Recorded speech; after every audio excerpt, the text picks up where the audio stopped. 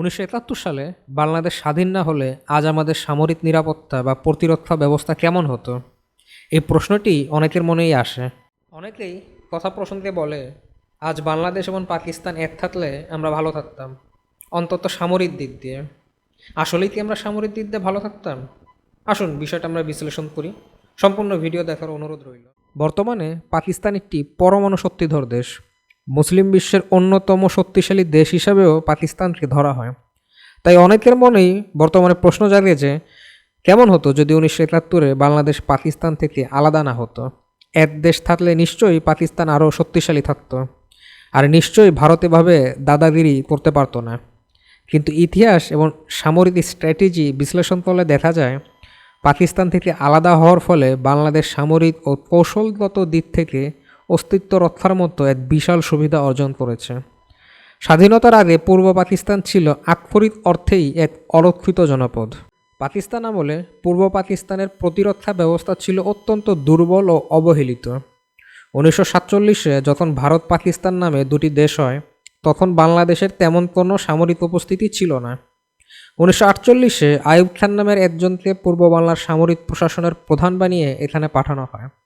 পূর্ব বাংলা নামটা এজন্যই ব্যবহার করলাম কারণ পূর্ব পাকিস্তান নাম দেওয়া হয় ১৯৫৬ সালে। আর হ্যাঁ, এই সেই আইয়ুব খান যিনি পরবর্তীতে পাকিস্তানের প্রেসিডেন্ট হয়েছিল। এখানকার আবহাওয়া নিয়ে আইয়ুব খানের ধারণা আগে থেকেই ছিল, কারণ বার্মা ফ্রন্টে যুদ্ধের জন্য তিনি এখানে ছিলেন অনেক দিন। এখানের আবহাওয়াটা তার পছন্দ ছিল না, তাই এখানে পাঠানোর খবরে সে মন বিষণ্ণ করে শুধুমাত্র একটা সুটকেস নিয়ে চলে আসেন। তার অধীনে এখানে গাজীপুরের রাজেন্দ্রপুরে ক্যান্টনমেন্ট করা হয়। তারপরও সৈন্য সংখ্যা ছিল মাত্র কয়েক ব্যাটালিয়ন। ১৯৬৫ সালের পাক ভারত যুদ্ধ শুরু হলে সে সময় পূর্ব পাকিস্তানে পাকিস্তান সেনাবাহিনীর মাত্র একটা ইনফ্যান্ট্রি ডিভিশন, যেটা ১৪তম ডিভিশন, এখানে মোতায়েন ছিল, যার জনবল ছিল প্রয়োজনের তুলনায় কম।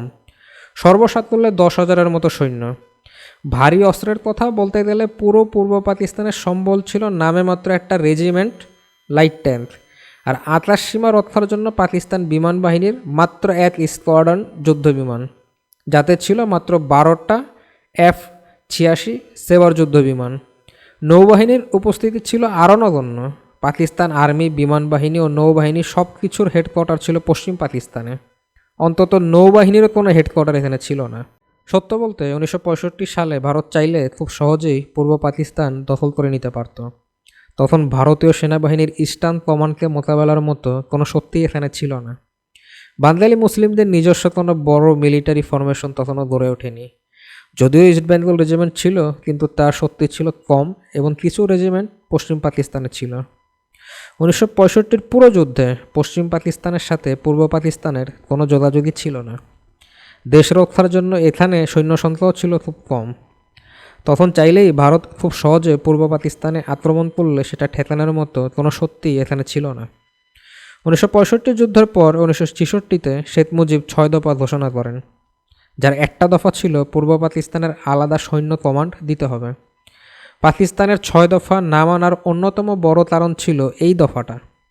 অন্তত পাকিস্তানিরা এই যুক্তিই দেয়, কারণ একটা দেশে দুটো আলাদা আর্মি থাকতে পারে না, তাহলে আর দেশ একটি থাকে না, দেশ দুটো হয়ে যায়। পূর্ব পাকিস্তানকে কেন এভাবে অরক্ষিত রাখা হতো? এর উত্তরে পাকিস্তানি জেনারেলদের যুক্তি ছিল অদ্ভুত এবং আত্মঘাতী। তাদের সামরিক ডক্ট্রিন ছিল the defence of east Pakistan lies in the West. অর্থাৎ তাদের বিশ্বাস ছিল যদি ভারত কখনও পূর্ব পাকিস্তান আক্রমণ করে, তবে পশ্চিম পাকিস্তান সীমান্ত দিয়ে তারা ভারতের উপর এমন ভয়াবহ আক্রমণ চালাবে যে ভারত দিল্লি বাঁচাতে ব্যস্ত হয়ে পড়বে এবং পূর্ব পাকিস্তান থেকে পিছু হটতে বাধ্য হবে। সহজ কথায়, ঢাকা রক্ষার দায়িত্ব ঢাকার সেনাদের নয়, বরং রাওয়ালপিন্ডির সেনাদের। এটি ছিল পূর্ব পাকিস্তানের কোটি কোটি মানুষকে ভারতের দয়ার উপর ছেড়ে দেওয়ার শামিল। এই থিওরির জনক ছিল আইয়ুব খান। এ প্রসঙ্গে আমাদের দেশের প্রখ্যাত রাজনীতিবিদ আবুল মনসুর আহমেদের একটা বই আছে, আমার দেখা রাজনীতির ৫০ বছর। সেই বইতে তিনি একটা ঘটনা বর্ণনা করেন। ঘটনাটা এমন, একবার তার সাথে আইয়ুব খানের দেখা হয় ১৯৫৬ সালে। আইয়ুব খান তখন সেনাপ্রধান। লেখক তার কাছে জানতে চায় পূর্ব পাকিস্তানে নিয়োজিত সৈন্য সংখ্যা এত কম কেন। আইয়ুব খান তাকে বলে, পূর্ব পাকিস্তানে বেশি সৈন্য রাখলে পাকিস্তানের মূল আর্মি দুভাগ হয়ে যাবে। ভারত আক্রমণ করে দুই ভাগের সেনাকে খুব সহজেই পরাজিত করে ফেলবে। সৈয়দ মনসুর আহমেদ তার কাছে অনুরোধ করে পূর্ব পাকিস্তান আরও সৈন্য মোতায়েন করতে। তখন আইয়ুব খান তাচ্ছিল্যের স্বরে বলে, তোমাদের কাছে এমন কিছুই নেই যার জন্য কোনো দেশ তোমাদের আক্রমণ করবে। লেখক তখন ভারতের উদাহরণ বাদ দিয়ে সমুদ্রপথের উদাহরণ দেখায়। তিনি আইয়ুব খানকে বোঝানোর চেষ্টা করে যদি সমুদ্রপথে দক্ষিণ দিয়ে কেউ আক্রমণ করে, বিদেশি কোনো শক্তি যেমন ব্রিটিশরা করেছিল তখন। এই কথা শুনে আইয়ুব খান বিরাট অট্টহাসি দেয়। সে আবারও হাসতে হাসতে বলে যে তোমাদের এমন কিছুই নেই যার জন্য কেউ তোমাদের আক্রমণ করবে। পুরো সৈন্য পশ্চিম পাকিস্তানে থাকলেই ভালো, তাহলে আর্মি শক্তিশালী থাকবে। আইয়ুব খান তাকে এই যুক্তিই দেয়। 1971 সালে যখন মুক্তিযুদ্ধ শুরু হয়, তখন পশ্চিম পাকিস্তান থেকে তড়িঘড়ি করে সৈন্য এনে কোনো মতে 3টি ডিভিশন, যেটা নবম, 14, 16, এই 3টা ডিভিশন দাঁড় করানো হয়েছিল। কিন্তু হাজার মাইল দূর থেকে সৈন্য রসদ এনে যুদ্ধ চালিয়ে যাওয়া যে অসম্ভব, তা 9 মাসের যুদ্ধেই প্রমাণিত হয়েছে। পাকিস্তানের সক্ষমতার দৌড় বুঝতে হলে জুনাগড়ের ইতিহাসের দিকে তাকানো যেতে পারে।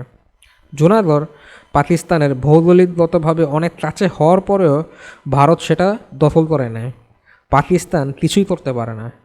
পাকিস্তান আর্মির প্রাইমারি বা মূল লক্ষ্য সর্বদা ছিল নিজেদের মানে পশ্চিম পাকিস্তান রক্ষা করা। এর বাইরে গিয়ে অন্য ভূখণ্ড রক্ষা করার মতো সামরিক সক্ষমতা, লজিস্টিক সাপোর্ট কখনোই তাদের ছিল না। এ প্রসঙ্গে 1971 সালে পূর্ব পাকিস্তানে নিয়োজিত পাকিস্তান আর্মির কমান্ডার আমির আবদুল্লাহ খান নিয়াজির একটা উদাহরণ দেওয়া যেতে পারে। সে তার আত্মজীবনীতে উল্লেখ করেছে 16ই ডিসেম্বর সে কোনোভাবেই আত্মসমর্পণ করতে চাইছিল না, কিন্তু পশ্চিম পাকিস্তান থেকে তাকে বার্তা পাঠানো হয় যে তোমার নিজের মাতৃভূমির 5000 কিলোমিটার এলাকা ভারত দখল করে ফেলেছে।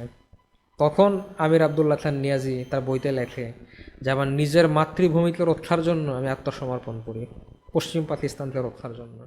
বাংলাদেশের স্বাধীনতার 54 বছর পর আজকের বাংলাদেশের সামরিক সক্ষমতার দিকে যদি আমরা তাকাই, তাহলে সেই 1965 বা 1971-এর সাথে অনেক বেশি পার্থক্য আমরা দেখতে পাবো।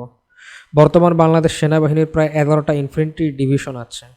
আগে যেখানে মাত্র 12টা যুদ্ধবিমান ছিল, সেখানে আজকে বাংলাদেশ বিমান বাহিনীতে শতাধিকের উপর ফাইটার জেট, আকাশ প্রতিরক্ষা ব্যবস্থা এবং রাডার আছে।